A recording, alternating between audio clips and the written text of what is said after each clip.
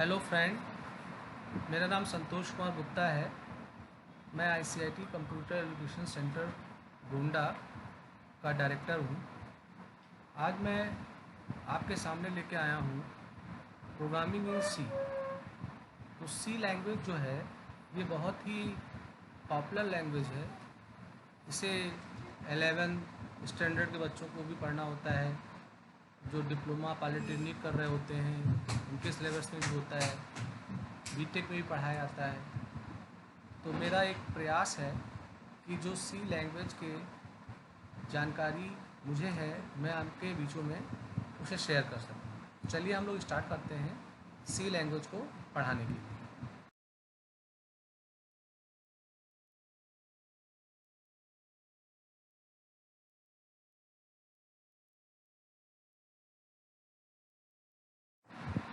हम लोग जाने कि ये सी लैंग्वेज है क्या, इसे किसने बनाया और कैसे ये आया।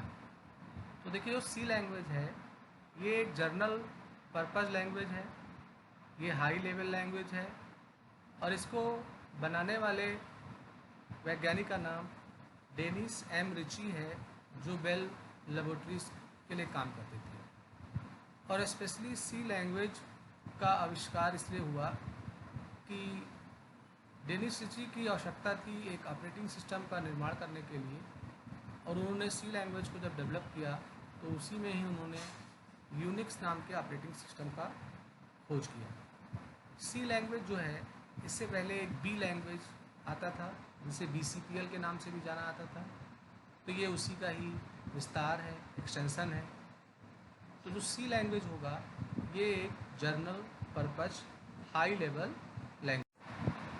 अब बात करते हैं कि सी लैंग्वेज का प्रयोग ज़्यादा क्यों होता है। तो देखिए, वास्तविकता में सी लैंग्वेज का निर्माण सिस्टम डेवलपमेंट वर्क के लिए हुआ था। सिस्टम डेवलपमेंट वर्क का मतलब ये हुआ कि ऐसे सॉफ्टवेयर जो मशीन के लिए बनाए जाते हैं, जिन्हें हम लोग सिस्टम सॉफ्टवेयर के रूप में जानते हैं, उनका निर्माण करने के लिए सी लैंग्वेज को बनाया गया। इसीलिए इसे सिस्टम डेवलपमेंट लैंग्वेज के रूप में भी जाना जाता है। हम लोग सी लैंग्वेज के मदद से वो हर काम कर सकते हैं जो असेंबली लैंग्वेज में किया जाता था।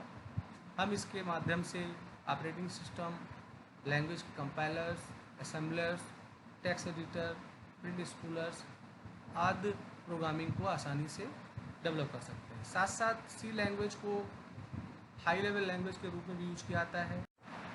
अब हमारा जो सी लैंग्वेज है इसे हम लोग बोलते हैं कि ये हाई लेवल लैंग्वेज है, पर इसे बहुत सारे पीपल मिड लेवल लैंग्वेज के नाम से भी जानते हैं।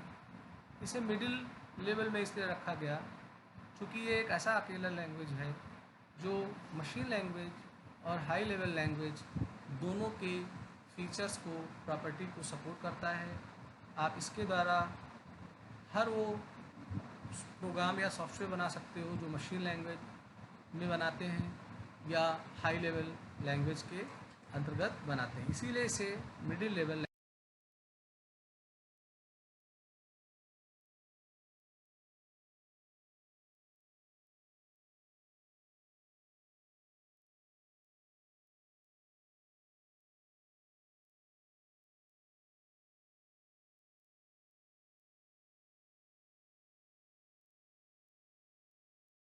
रूप में भी कंसीडर किया जाता है। हमारा जो सी लैंग्वेज है ये एक स्ट्रक्चर्ड लैंग्वेज है।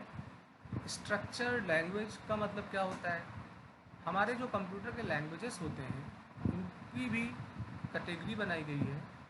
जैसे C++, जावा, C#, इन सारी भाषाओं को हम लोग बोलते हैं कि ये ऑब्जेक्ट ओरिएंटेड प्रोग्रामिंग है, यानी इनके प्रोग्राम ऑब्जेक्ट के ऊपर केंद्रित होते हैं। ऐसे ही कुछ प्रोग्रामिंग लैंग्वेजेस होते हैं जो स्ट्रक्चर के अंतर्गत आते हैं। स्ट्रक्चर्ड लैंग्वेज में हमें ये फैसिलिटी मिलती है कि हम अपने बड़े प्रोग्राम को छोटे छोटे पीसेस में डिवाइड कर लेते हैं, जिसे हम लोग फंक्शन या मॉड्यूल के नाम से जानते हैं। और हमारे जितने भी पार्ट होंगे, फंक्शन होंगे, हम इनमें डेटा को ईज़िली मूव कर सकते हैं। तो सी जो है ये इन फीचर्स को सपोर्ट करता है। इसीलिए इसे स्ट्रक्चर्ड लैंग्वेज के नाम से जाना आता है। अब हम लोग बात करेंगे टोकन्स के बारे में। तो पहले हमें समझना होगा कि ये टोकन है क्या। देखिए, सी जो है ये एक भाषा है, और किसी भी भाषा को जो हम सीखते हैं, लिखते हैं, पढ़ते हैं, तो उसके अपने खुद के शब्दकोश होते हैं, ग्रामर, टेंस का, व्याकरण का रूल होता है, प्रतीक, सिंबल्स होते हैं, और हम उन्हीं चीज़ों को एकत्र करके अपने वाक्य को कंप्लीट करते हैं।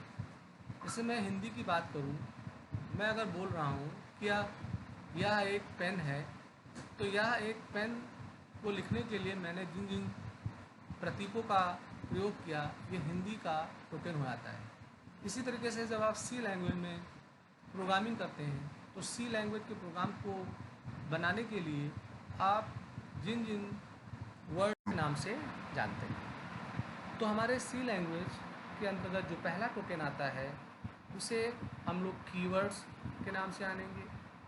कीवर्ड्स जो होता है ये एक शब्द होता है, और जब हम लोग सी का प्रोग्राम बनाते हैं तो इन्हीं ही शब्दों का प्रयोग करते हैं।